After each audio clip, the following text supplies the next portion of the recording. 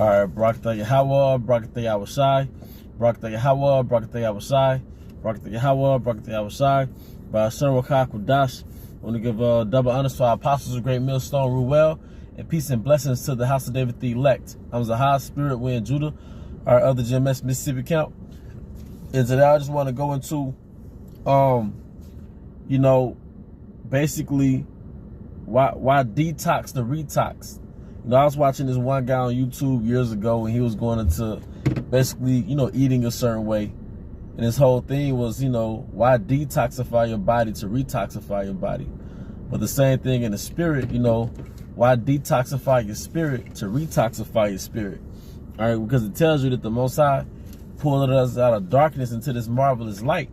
All right, and there's a process in being called into this marvelous light. And part of that process is being detoxified from your old ways, your old habits. And that happens in a form of you being purged. All right, and being purged manifests itself through being chastised in different circumstances in your day-to-day life. All right, and that chastisement, all right, it scourges you, it purges you of the old you, of that filth. All right. So, because it tells you in Psalms 90 that basically, you're baptized in the word, okay? You're baptized in water and fire, and the water is the word, and the fire is the cleansing agent in the form of affliction, all right? So, we don't want to maneuver in this truth, all right, flirting with the habits and customs and mindset of the old us, the old you, the old man, all right? When you feed into the flesh excessively, don't get me wrong, you're going to treat yourself per se, but when you make it a culture, a ritual, all right, accustomed to just constantly engage in the flesh, and you don't really put down the old things that you fed into the old man, all right, you're detoxifying your spirit just to retoxify your spirit, man. All right, so that's like you going on a 30-day cleanse, then right afterwards you go and eat, some cheap burger or whatever, right? So, what was the whole point of detox? All right. So now your body has to put all this extra work in and detoxify that from your body in which you just got purified. All right. Same thing in the spiritual sense. All right. There's levels to being a man of Yahweh Shema Shai, man. And it tells you that we should give ourselves wholly to the ministry. All right. Was that in Thessalonians, Timothy's? Can't think of it right off the bat. But we're supposed to give ourselves wholly to the ministries, man. All right? And the thing you do, even if you're in this truth, man, the thing that you do when you first wake up in the morning, all right, that's really what you're a part of, man. All right? The things that you spend the majority of the time doing outside of your job, all right, working for Esau or working for yourself, all right, that's really your truth. That's really your so-called religion. All right, that's really what you worship, the thing that occupies your mind. All right.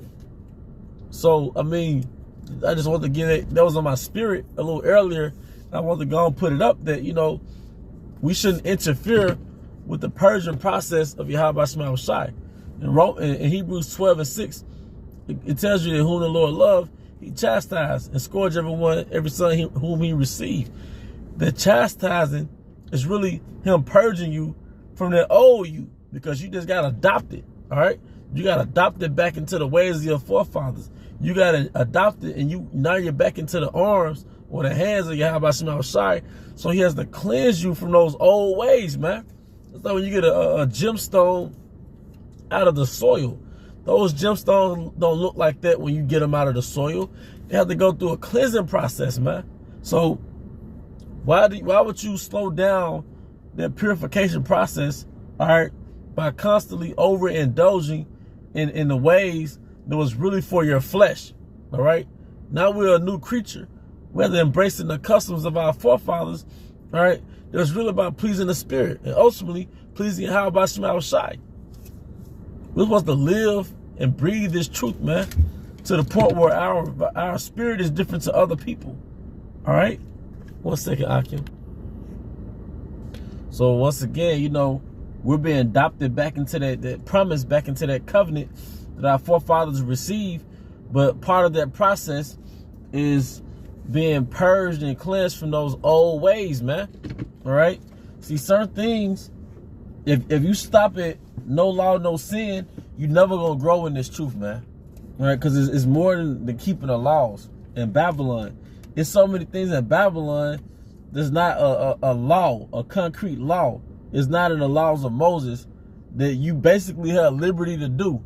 But if you don't have that discretion, all right, to not do it, because it tells you in Sirach 37, prove thy soul and thy life, and that which is evil for it, give not thereunto it, man. All right? So like, hey, like the brother did a lesson in Memphis, man, a beautiful lesson, Tazamak, and Aida, all right? Basically, you know, if this truth is like the last thing you do, if a lesson is the last thing you do, then it's not an occupation, it's a recreation, man. All right? Something to that effect, all right? This truth shouldn't be like, okay, I did everything else I wanted to do. I did everything else I wanted to do. Let me go and knock out a video. Now, this truth is our occupation. And you reap what you sow, all right? Whatever you put in, all right, that's what you're going to receive. That's what you're going to put out. All right? Whatever you put in, that's what you're going to put out, man. All right? And the point is, if you put in mediocrity, the Most High really going to get rid of you. Because what did Yahweh Shah say? All right? I'd rather you be hot or cold. But because you are lukewarm, I will spew thee out of my mouth. But the thing that caused you to be lukewarm, because you still have dealings in your flesh, all right, that's dominant over the dealings in the spirit.